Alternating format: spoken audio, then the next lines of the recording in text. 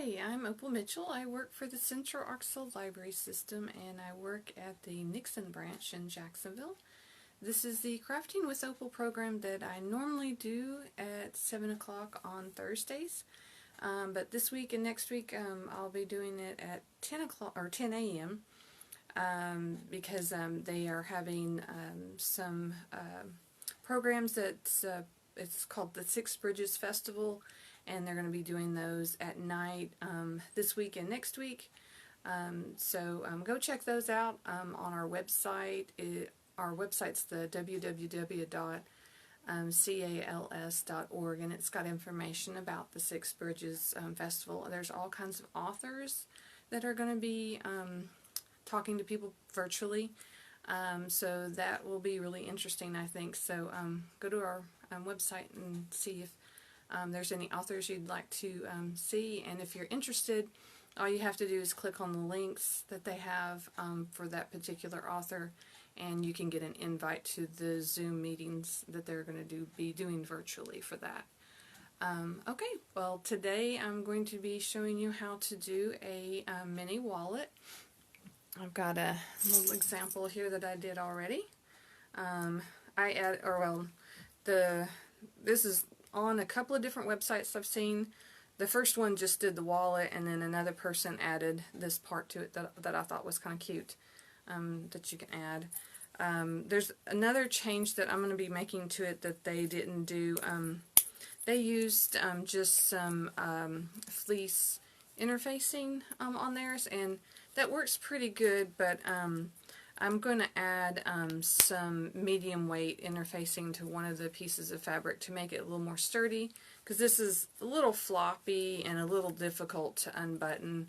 I think if we reinforce the fabric a little bit more, that'd be a little bit easier to open and close. So I'm going to add that one particular thing to the project today. I'm going to go ahead and do a quick comment just to make sure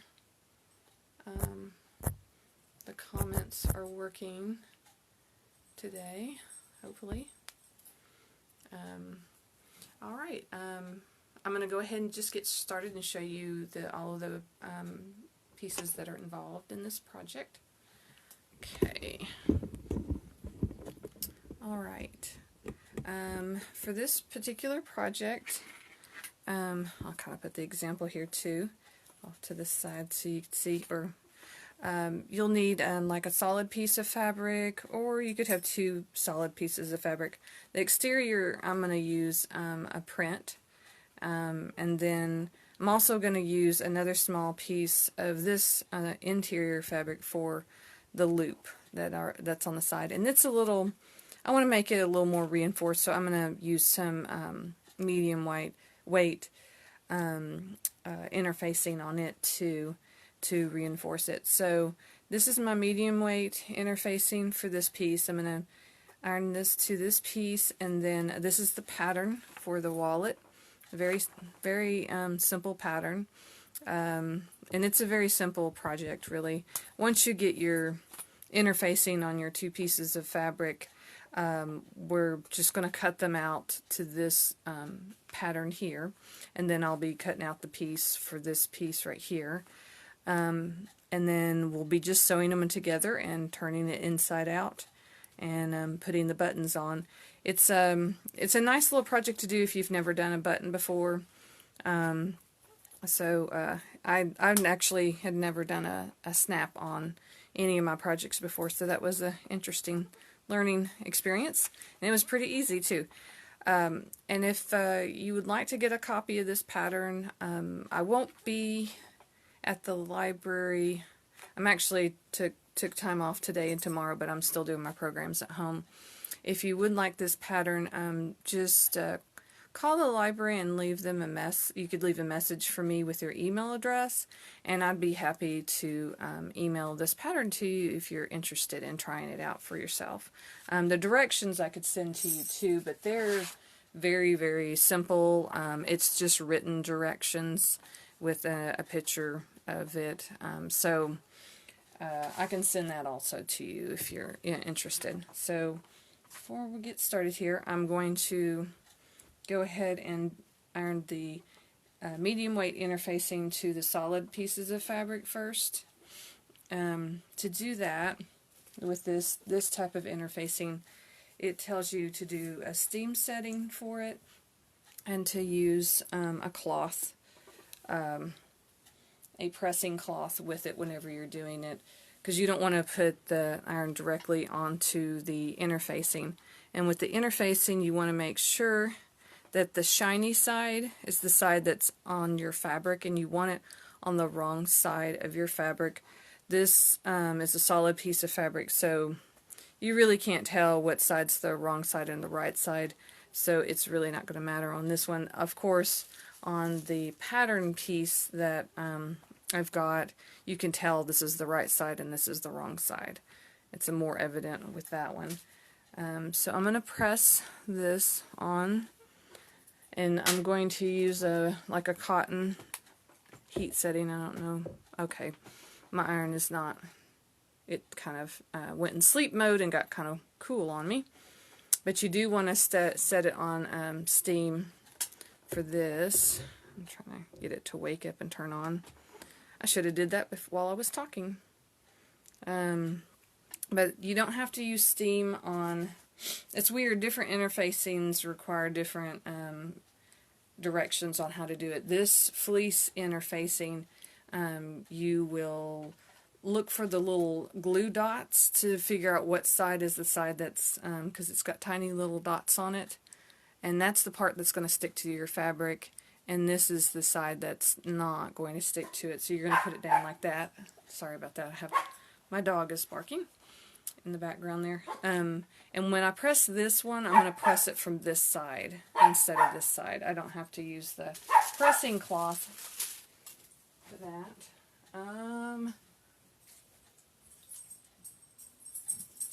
I had to tell my dog to be quiet. Well, I didn't tell her. I just pointed a water gun at her to make her realize she needs to be quiet and not bark during my program, right? Right, puppy dogs? I don't want y'all barking. Okay, so I think, yes, my iron has gotten warm enough.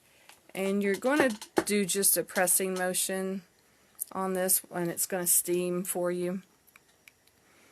And this is the medium weight interfacing that I'm putting on my other piece of fabric. And it does say to use steam with it. I've done some interfacing in the past that they said not to use steam.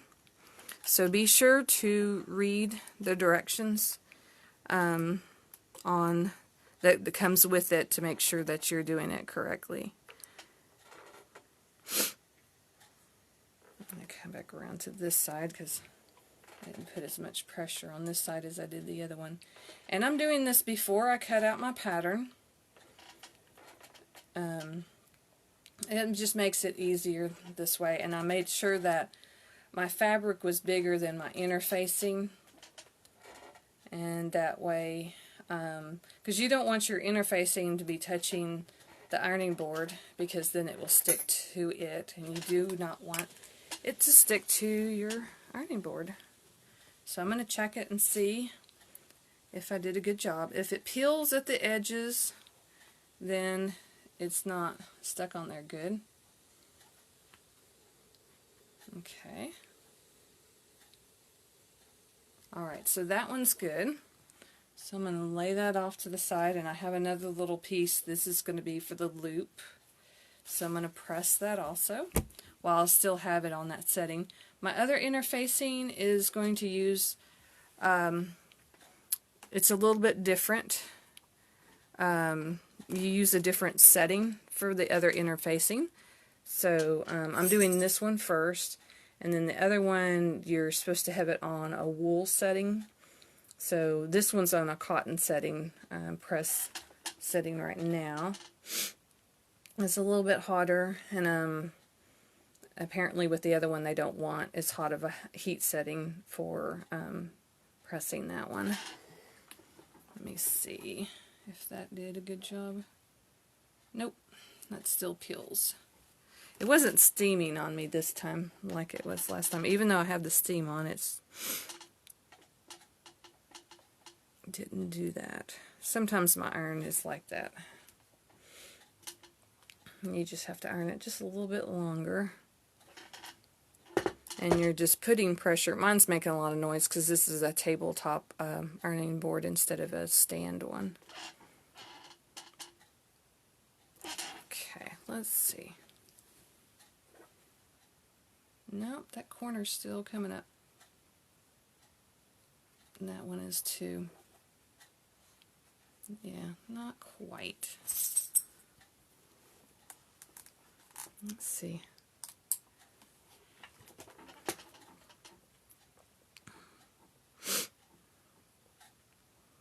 And the main reason I'm doing this, even though the pattern doesn't call for it, is because I just wanted my fabric to be a little more sturdier, especially for the main portion of it that's going to have the button.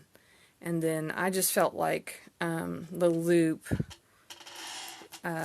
it just, I didn't really like how floppy that was. So I'm just putting, it's not something you have to do. If you don't care that it's like that, then don't put interfacing on the fabric for this.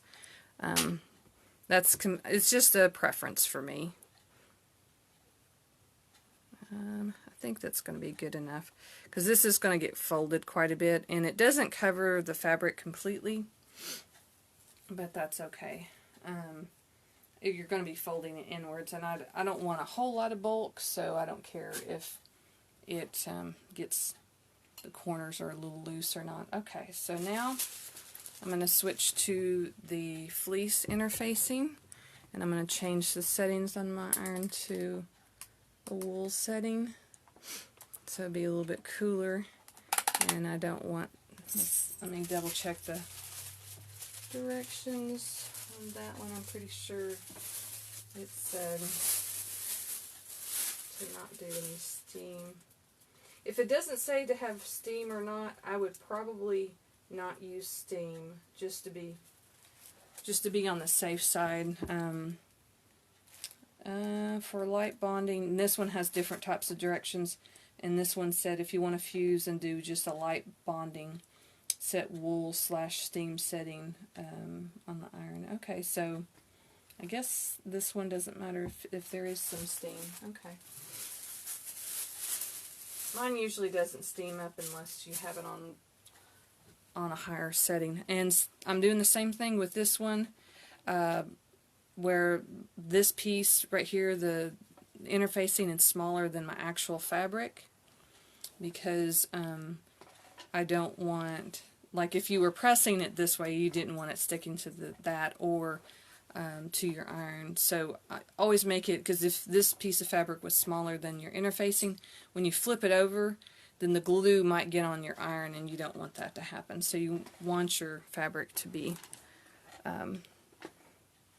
wider than the interfacing. So I'm just pressing this piece too, and this is just a light fusing to it. I just want it to stick to it really well whenever I'm cutting it out and putting it together. Once it's sewn together, it'll hold together just fine. It's not going to move around a lot. I don't have to worry about that.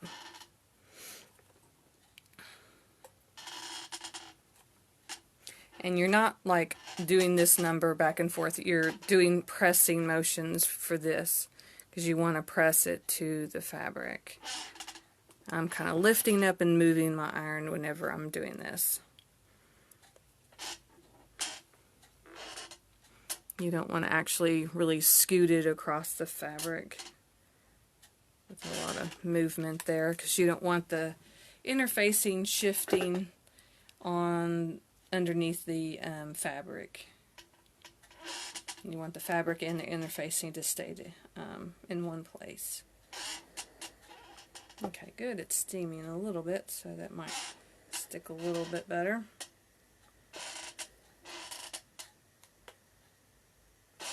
Okay, now I'm going to check this one and see if it's stuck good.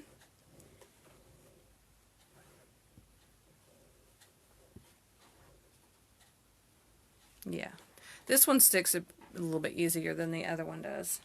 Okay, now that we've gotten that out of the way, I'm going to move my iron out of the way too, and the ironing board.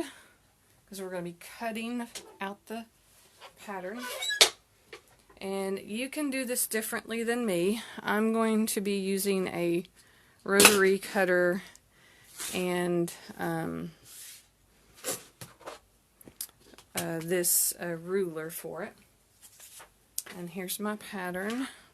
If you just want to, if you don't have all of these tools like I do, then what you can do is you can take a water-soluble pen like this one, and you can draw around your fabric to get your outline that you want, and then just cut it out with your scissors. So there's always more than one way of doing something. I just prefer this way because it's faster, and I like cutting my stuff like that. I'm going to actually put these together and make sure that all of my pieces are lined up. And I'm going to cut both pieces out at the same time. But you do want to make sure that wherever your pattern is going to be laying, that everything is actually in place. Like, you want to make sure all the interfacing is coming over all the way to the edge of where you have this. I can see my fabric, so I know my fabric is, but I want my interfacing. I know this interfacing is actually there, but the interfacing underneath I need to fill to make sure that it's going past the pattern area. And I can feel that, and I can feel that. Okay, so I know, and I'm going to lower this so y'all can see it a little bit better. Let's see what I'm doing. I don't think I can move my, nope, I can't move my camera any closer because the leg is in the way, the table leg. So I'm just going to tilt this a little bit more, and I'm going to use the straight edge. I'm going to move that one out over here. I'm going to use the straight edge to cut it. So I'm going to start at the top because I want to cut all of this fabric.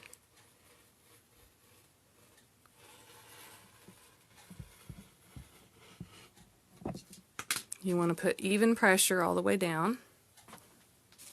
Okay, so there's that one.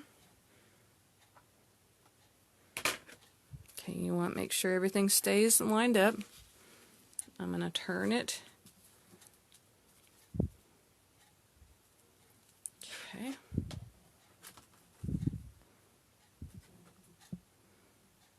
And make sure it's lined up with the edge of the pattern.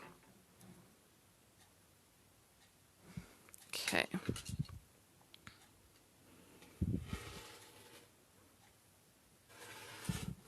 I got a little bit of the pattern, but that's okay. Alright. You want to turn it again. The reason I'm turning mine is because I'm right-handed, and it's easier for me to cut a more even straight edge by turning it to be on my right side when I'm cutting it. Okay. Make sure that's lined up good. And another thing to make sure, since I did kind of cut my edges a little bit, I'm going to line up the edges of this actual fabric I've cut with the lines on this ruler here to make sure everything is still nice and straight.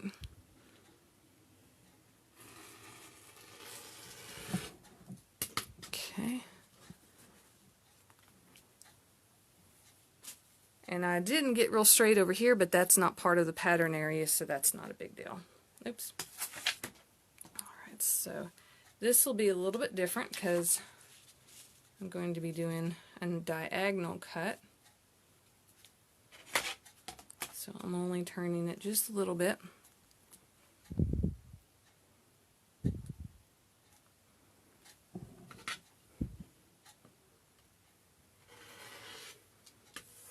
There's that piece. I'm going to turn it a little bit more.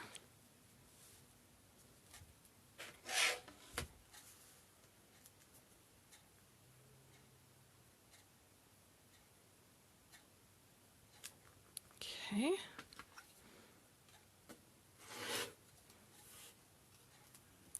that piece. I'll throw those out of the way. And then I only have this one little corner left.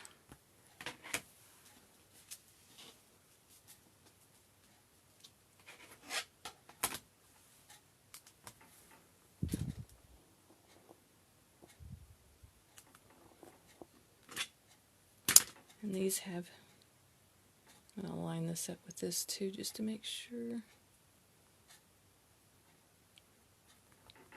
Oops.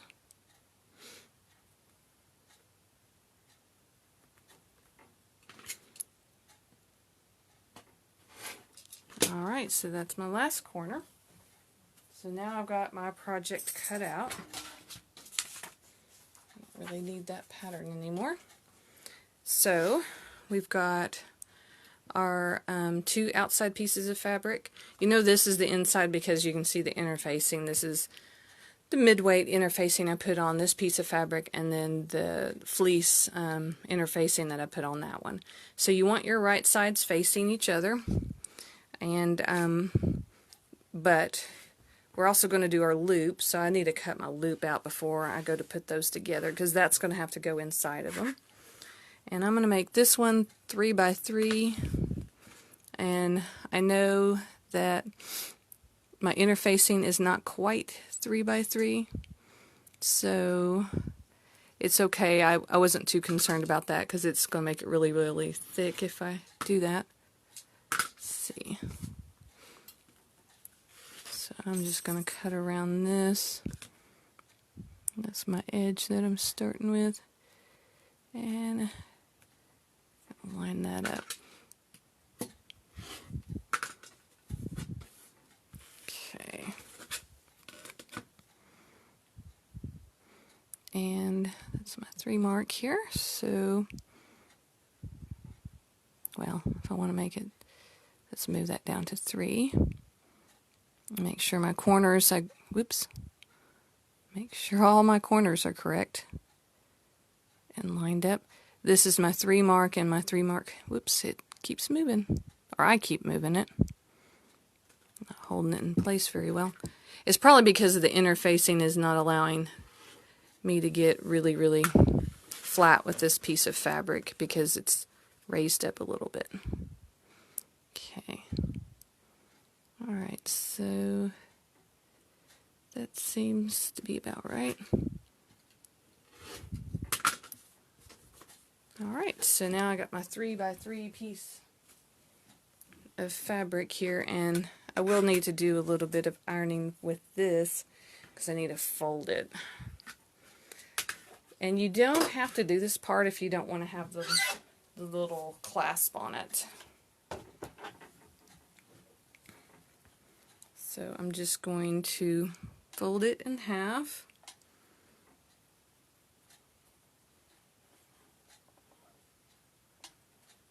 And iron it down. I probably should raise this up a little bit because my iron is probably going to hit the camera when I bring it up here if I don't.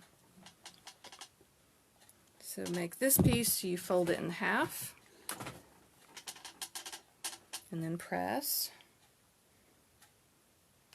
I probably should change that to cotton setting. Okay, so fold it in half, and then we're going to fold it inwards to the crease there. So just for a moment, and then I'm going to, just to get a good crease in it, and then I'm going to fold the other side in. I'm going to fold both sides in together. You want both of your edges to line up. Then I'll press it really good. And this might be a little too, this interfacing is probably a little too thick for what I'm doing. I probably should have used a lightweight interfacing for this particular piece. It's just that since I was using it on my other part of my project, I decided I'd just, rather than go get some lightweight interfacing, I would just use it. So this is going to be quite sturdy. And you're going to be having it on this piece.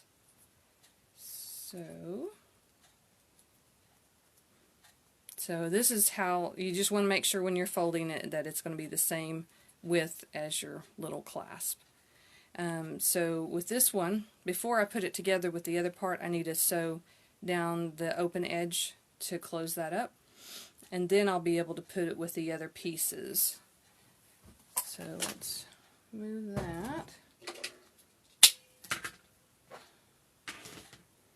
And I'm going to go ahead and move over to the sewing machine. And I've already got my sewing machine set up for,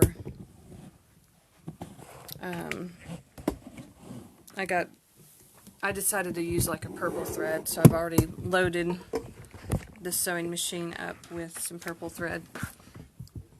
And I also have a walking foot on my machine because the last few projects I've made has needed a walking foot, or it works better with the walking foot when you're doing thick, when you're sewing thick pieces of fabric together or bulky items together, and that's what I've done the last few times on my machine. So I'm just leaving my walking foot on this. Let's see here, move up just a little bit. And I want to get a little closer to the edge. Yeah, that's good. And this is going to be kind of hard for it to go through because it's kind of thick.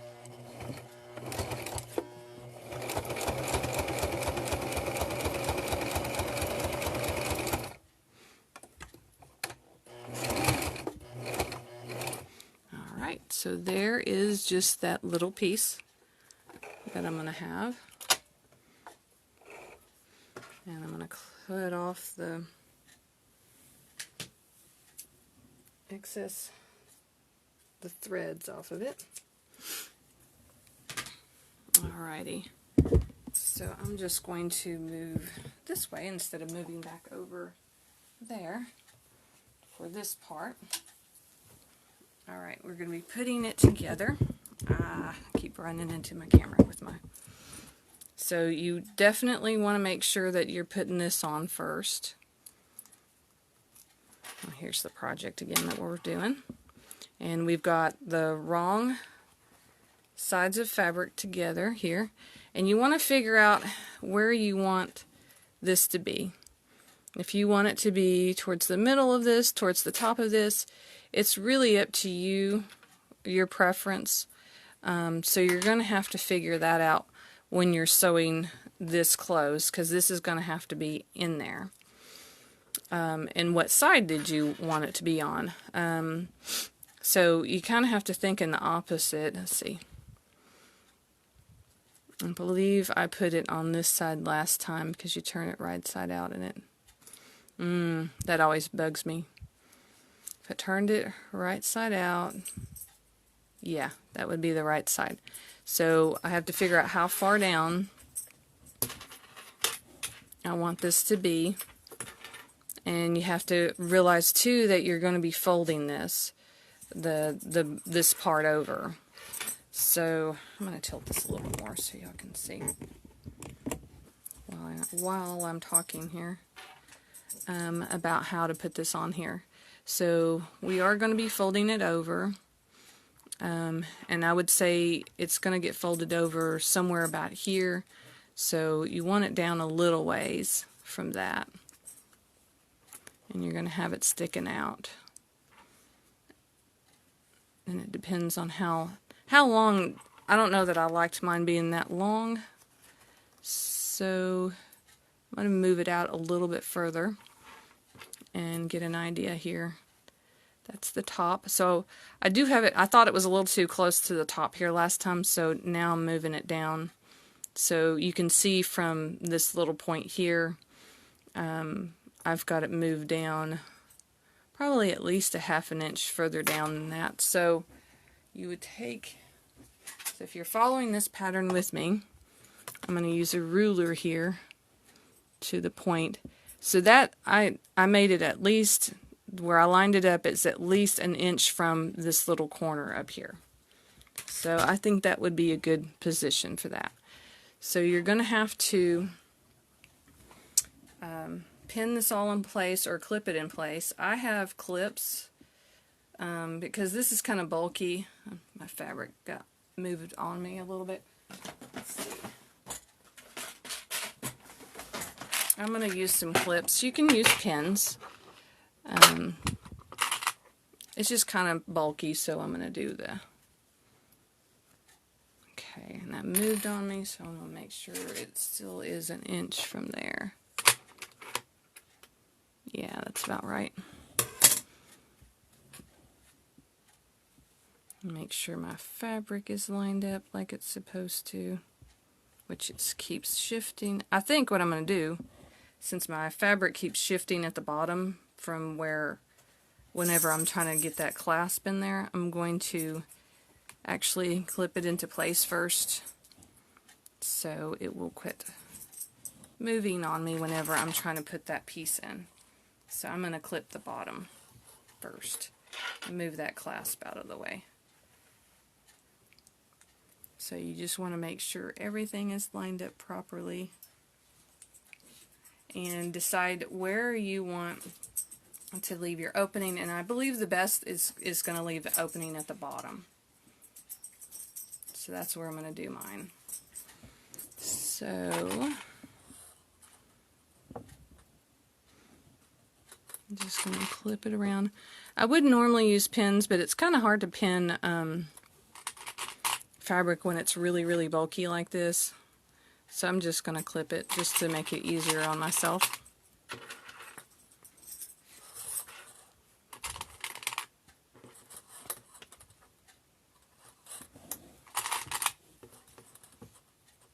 But if you want to pin it, go right ahead and pin it. That works too.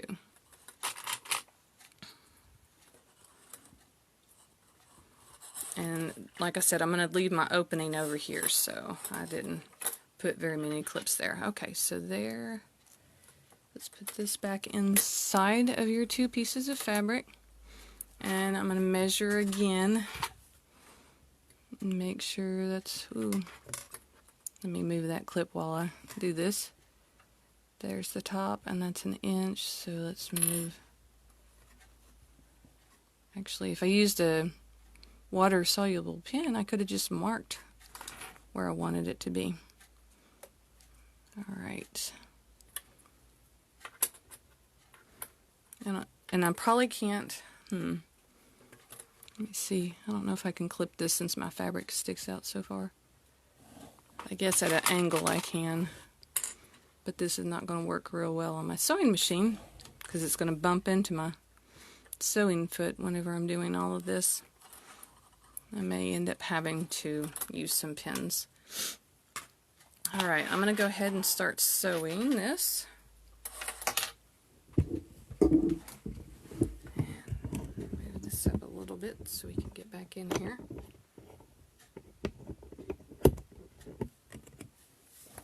And on my settings for my sewing machine to sew this, I am using a longer stitch length, because when you're working with bulkier items, it's always better to lengthen your stitch.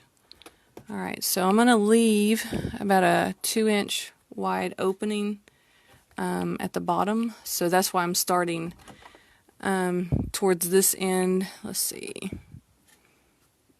maybe I can start a little bit further back. And the bulkier it is, the harder it is to turn it right side out too, so keep that in mind too. So the harder it is to turn it right side out, the harder it is to pull it through the hole that you left. So if you've left a pretty small hole, you're going to have a tough time pulling your fabric back through. So I'm going to back up a little bit, and then I'm going to go forward.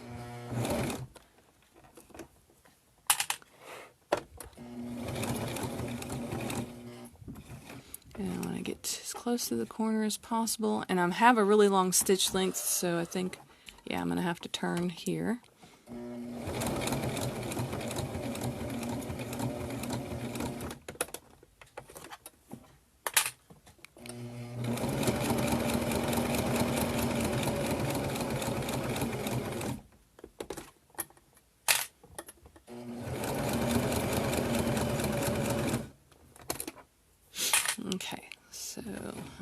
little bit slower because I'm going to have to turn here.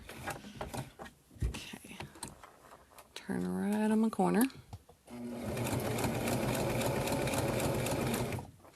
And I always slow down before I get to my corner to make sure I don't go too far.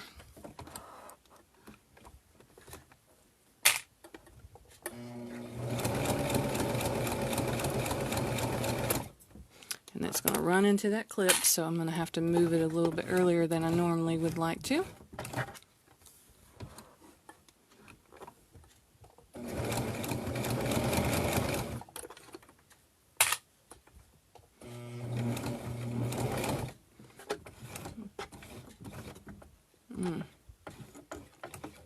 Okay, so this is going to be a little bit tricky because that's going to be in the way. So I'm going to be a little bit slower about coming up to this. I'm going to move that out of the way, but I'm going to manually turn, and it looks like my hook has moved just a tiny bit. I don't want it to. I need to get at least a stitch in it so it'll hold it in place. Okay, so I'm going to sew over it. And now I'm going to back up to reinforce it.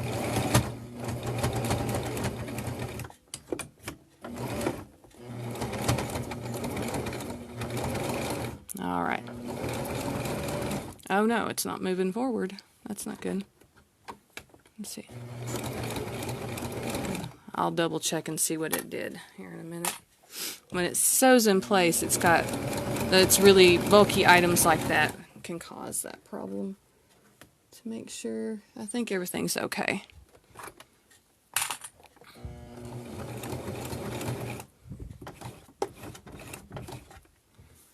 Okay, so on this corner, we want to still leave our opening because this is where we started.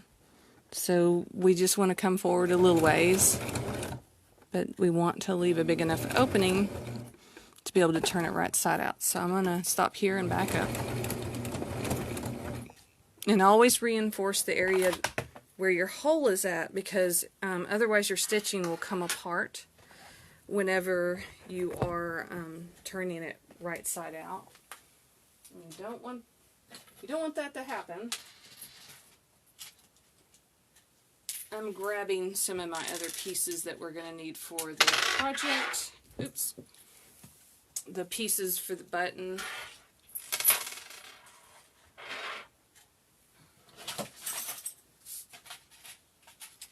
I should have had all of this over here, but I'm going to move it over now. Okay. So I don't have to move all the way back over to the other table. Just going to take that out and cut off my little ends here.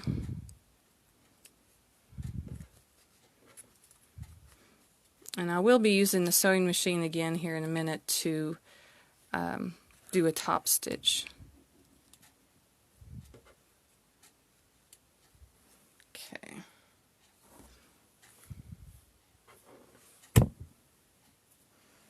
Alright, so we're going to turn this right side out. But corners. Don't want to forget about my corners. We need to snip those corners off as close to the edge as possible.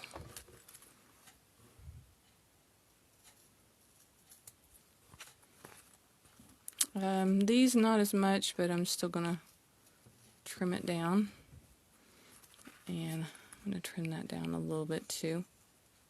It's a little bit thicker, so it's going to be a little bit harder.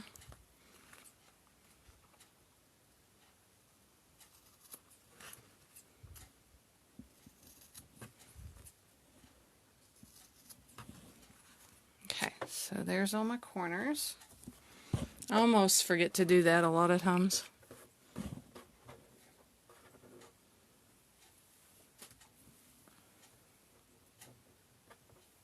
And if you have a point turner, that is always helpful too.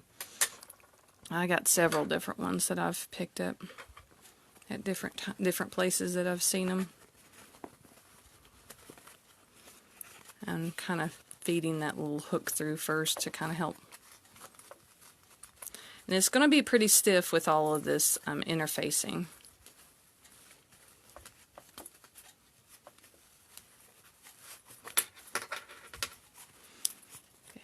I will have to iron it down a little bit before I do my top stitching, probably.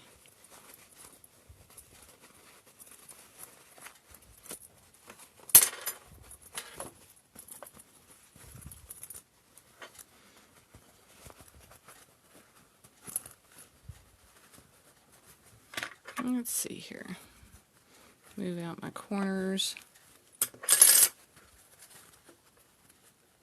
And there's different types of point turners too. There's you usually get some little wooden ones with if you ever buy the fiber fill for when you're doing like stuffed animals and different things like that.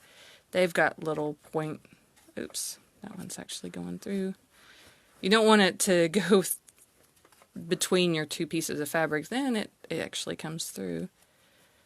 And this might be a little too thick to get the corner out really good, but that's okay. And push it out as much as possible with my fingers first.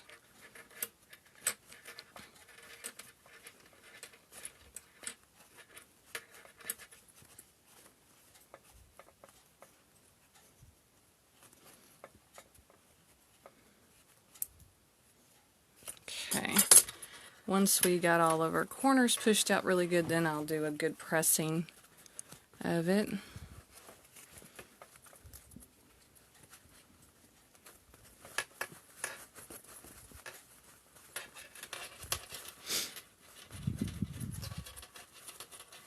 These other corners are not going to be as hard to get out because they're not as sharp of a point as the other ones that are at the bottom, but I'm still going to use my point turner on them to try to redefine them a little bit better.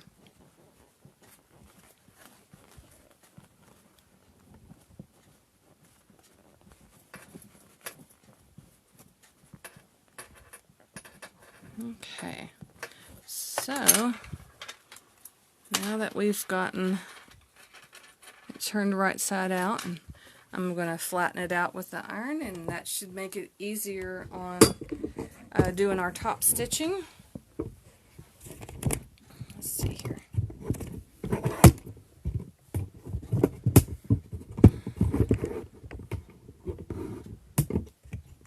Okay.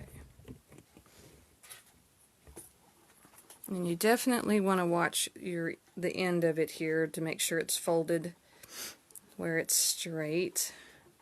That pressing part is going to be making that they line up together and one doesn't go further than the other. That's a good press there.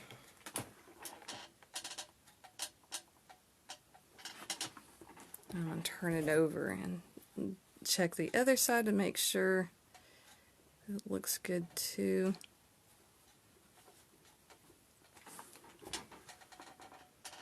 And again, my iron, I just thought about it, it's probably kind of in sleep mode right now, so it's probably not really warm. And then we'll have one more time that we'll kind of press it because when we fold it over to do the button part, we'll have to press it again.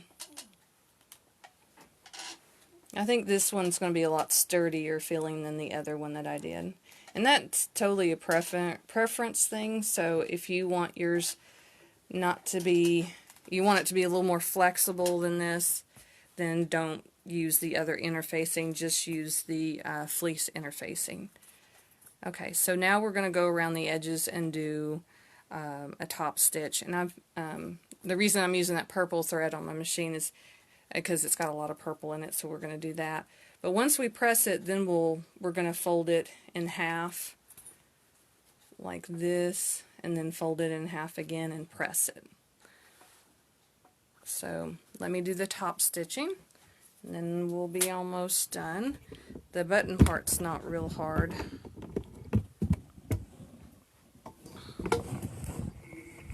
I wish I had different cameras for different places whenever I'm, like when I'm over there ironing and then when I'm over here sewing, so I wouldn't have to move this entire camera back and forth, but that's okay. Alright. And this is where the hole is. We want to make sure that we close it up whenever we're doing this top stitch. So I'm going to start before the hole, where the hole is at. And I want to get close to the edge, because if you look at how much fabric there is folded inwards, you want to get as close to the edge as possible to get it closed up good. So I think that's going to be a good spot. And then I'm going to back stitch first. And then I'll go forward.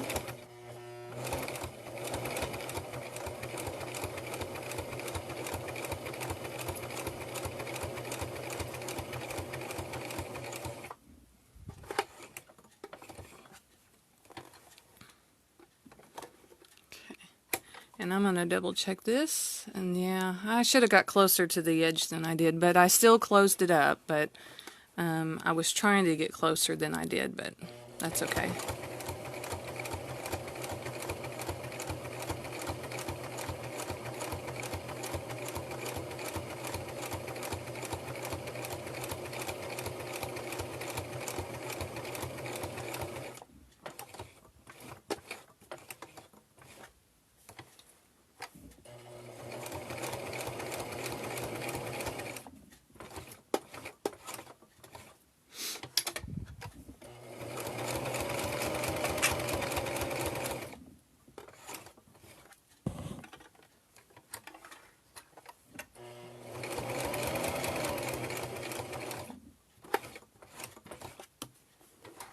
And it's going to be a little difficult when you go over this area because it's so much fabric.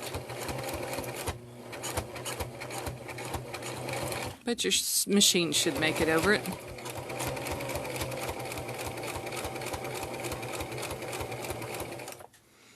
Okay, we get to the corner here. And then turn, and then come back to where we started. And we also want to back stitch a couple of stitches. Okay. Alright, so that's good. Went all the way around.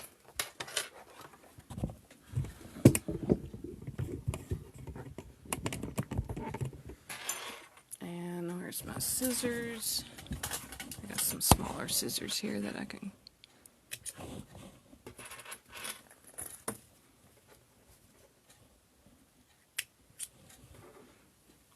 Okay. Alright, so we've done our top stitching all the way around to make sure that it's all closed. Now we're going to fold it in half. But you want to fold it in half to make sure that you still can fold this part over. So what we're going to be doing this time is folding the sides down. I think I probably will use my clips again for this.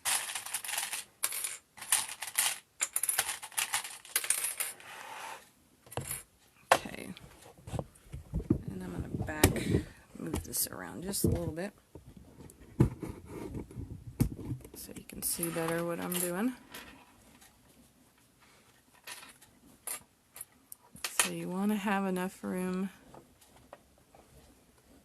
And you also want it to be lined up with the other side too. So I clip this one into place. Make sure it's the same height on the other side.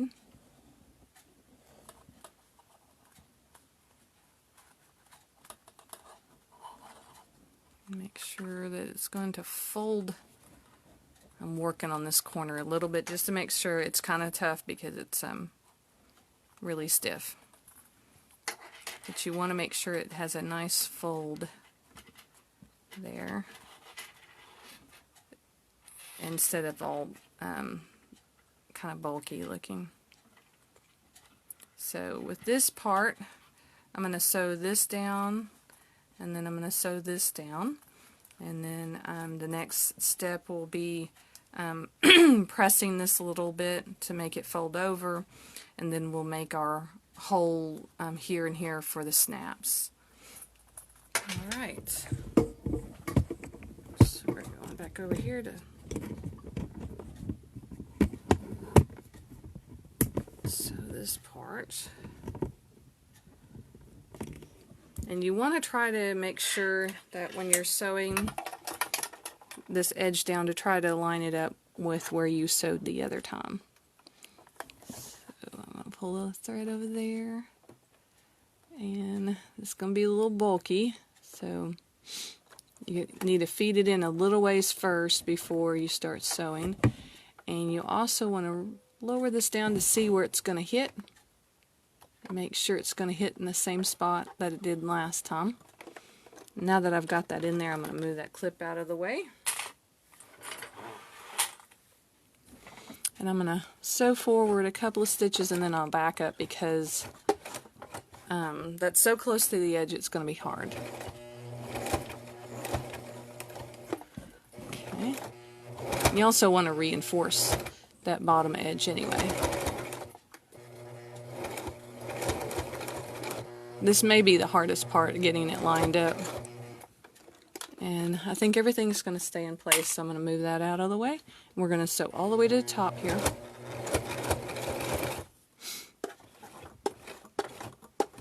And you want to go just past that point and then back up. And then I'm going to reinforce it by going over it again. Because you're going to be opening and closing this a lot. I'm even going to come forward just one more stitch. Because you don't want this to come apart. So I'm going to go back one more. Mine's not liking it because it's kind of tough to go through. There we go. Okay, so I think that's good. I reinforced that pretty well. So I'm going to cut that off over here. And I'm just going to cut my little threads off. And then I'm going to do the other side.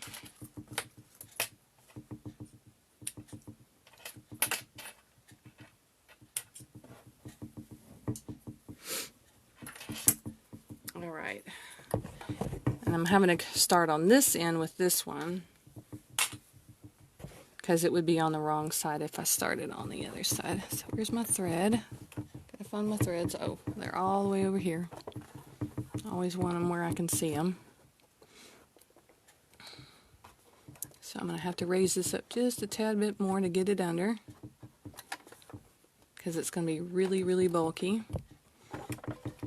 And I'm starting it quite a ways away from that edge because it is so bulky. So I'm going to back up.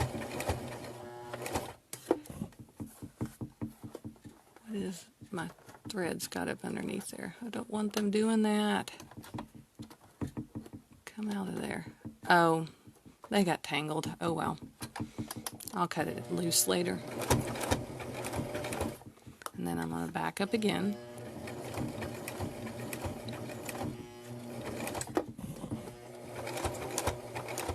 Alright, I think that's good. I think I overdid it on the other one, went over it several times, but that should be good enough.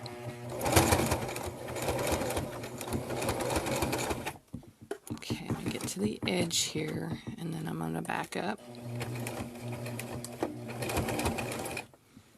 Alright, just a couple of times on the edge is fine. You're not going to be pulling on that like you will the other part of it. Okay. So I'm going to cut my little threads off again. And untangle. I had some loops getting caught up underneath here, different places. So there's that one. Alright. Okay, so that part is done. So now we're going to be doing the button. I'm going to just press this real quick. I'm not going to move over there and show you me doing it. I'm just going to press it. Actually, leave my iron's kind of off. But I'm going to show you these while I'm pressing it. These are the pieces for the button. When you buy these, all of these pieces will come with it. You're going to get one of these and this. This is the for the inside, and this is for, wait, got it reversed. There's our button. Actually, I need to get the picture. They got moved on me. Let's see. Okay, I think that's pressed good. I'm going to leave this sitting on top it so it will stay that way. But let me show you these a little bit better. For doing this part, you're going to need a hammer and something to cut holes in your fabric. And I've got an X-Acto knife that I'm going to use for mine. And when you get your package, it's going to have directions and show you how to do everything. And you'll need these two pieces, and this little indented end is the end that's going to go, that you're going to have down, and you're going to hammer from the flat side of this. So you've got a piece that kind of sticks out a little ways, and then you have a flat side to it. So keep that in mind whenever you're doing this. And then for, let's see, we're going to start with the button part, the flat button part. That has, let's see, I have to make sure that I'm looking at this right. That has the actual snap piece that goes with it. And then on the other one, the pieces that are actually going to be snapping together are these two right here. So this goes together with this one to hold it together, and this one goes together to hold this one together. The pictures, if you stare at them long enough, you can kind of figure that out, which one's which. You're also going to need something to mark with, like a fabric marker. So I'm going to lift this up just a little bit more so you can see what I'm doing a little bit better. Alright, so I got my pieces, and I got to figure out where I want it. I'm going to place it on this part first, where I want it here, because I want it to line up with this down here. So, and in order to figure that out, I'm just going to take this one that has kind of like a hole in it, to lay it, to visually figure out where I want it to be, where it looks centered to me on mine. So once I see that, I'm going to use this to mark it. So I want it to go right there. So that's where my hole is going to go for that piece. Once we get this piece done, then we'll mark for the other one. So, and you're going to have to get a hole started. The only thing that I have that will actually get my hole started for me is this X-Acto knife. But you have to be extremely careful using it. I do not have my fingers directly underneath that area where I'm cutting. You've got to be very, very careful about that. You want to make sure that the X-Acto knife is going, and if you're not able to get enough pressure when you're doing this, use, let's see here, move some stuff out of the way. You can use one of these mats, lay it flat on this mat, and cut straight down, because underneath it's not going to cut up that mat. It's going to go into the mat a little bit, but it's not going to mess up your tabletop. So I'm going to use it to kind of force a hole. Ooh, okay. So that seemed to cut. I went through a little bit faster than what I meant to, but it seemed to work. Alright, so I got my hole, and then the button piece goes underneath it. So with this part, once you've got it, you want to take this, okay, and you want the flat side up for the button. So this is my button, and I'm putting my button inside of that. And then you want that beveled edge that sticks out to go into the center of that. And I'm going to see if I can do this without hitting my camera. And you're going to hammer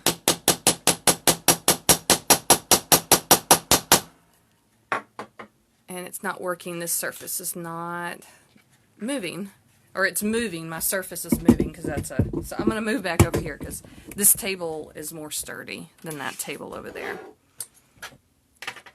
And I might not have a good enough hammer for that too. That might be part of the problem.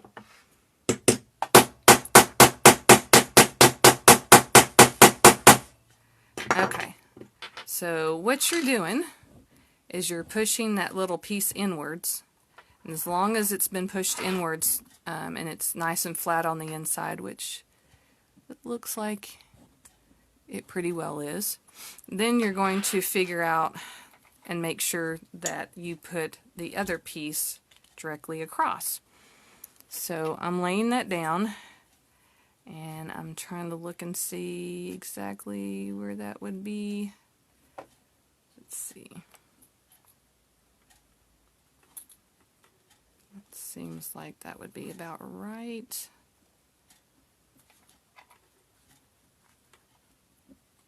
Ooh, something fell. Okay. I think that's going to work. So once I've got that marked, then I've got to do the X-Acto knife again. And this one's a little bit harder because you don't want to cut your fabric that's underneath. I wonder if, actually, I'm going to move back over here again because I got a corner here that I can slide my fabric into, like so. Because you do not want to cut yourself. Okay, there we go.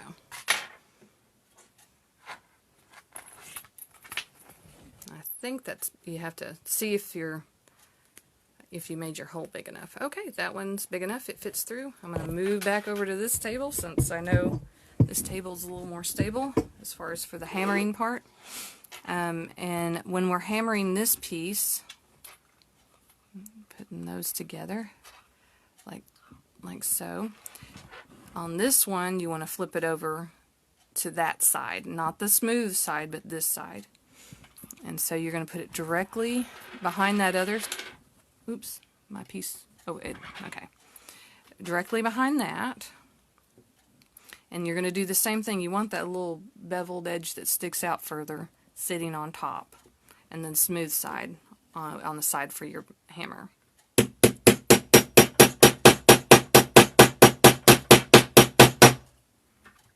Okay, make sure that it's hammered down good. It's not coming apart. Nope, I didn't do a good job. You should see it kind of pushed down more than that.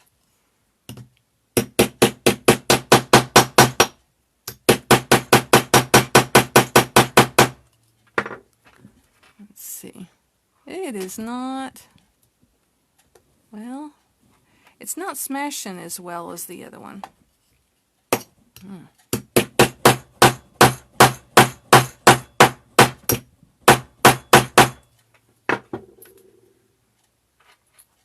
I guess it's holding. Okay. It just seemed like my other one when I did it. See, it seemed to smash in better than this one. But it's holding. Okay, so I guess it worked. And the best way to do it to see if it works is to make sure that it snaps together and you're able to pull it apart and it doesn't come apart. Alright, so that's it for this project. And this one is a little bit sturdier since I like the interfacing on the inside of that fabric. Made the bag a little bit sturdier. Okay, that's this project. And so next week I will be doing this program again at 10 a.m. on Thursday. Oh, hey Pat, you're watching. Hey. And next week is going to be a simple face mask, a very simple one. Let me think. I think I have an example. If you hang on just 1 second.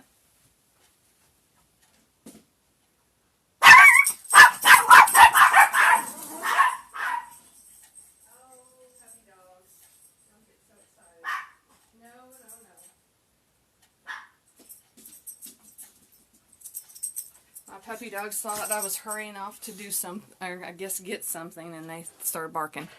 Here's the simple face mask that I'll be showing you how to make next week. You just need some elastic and some fabric, 2 pieces of fabric for the inside and the outside. Unless you want the inside and outside to look the same, that's up to you. But it's a very, very simple one, and it won't take long at all to show you how to do that one. So that's next Thursday at 10. And then the rest of the programs this month after that will be again at 7 p.m. on Thursday. And I can't remember. We'll be doing a painting one at the end of the month, and then before that there's something else, and I can't remember what it is right now. All right. So, well, there it goes. So I will see you again next next Thursday at 10 a.m. and check out our Six Bridges not book festival. It's just Six Bridges Festival that's going on, and mostly at nighttime. And just go to our cows.org website to check out and see what authors are going to be doing available to watch through Zoom. And I think there might be like a question and answer type thing that you'll be able to do too with that. So just check out the links, and you can sign up for a Zoom invite to go to any of those. Okay, see y'all next time. Bye-bye.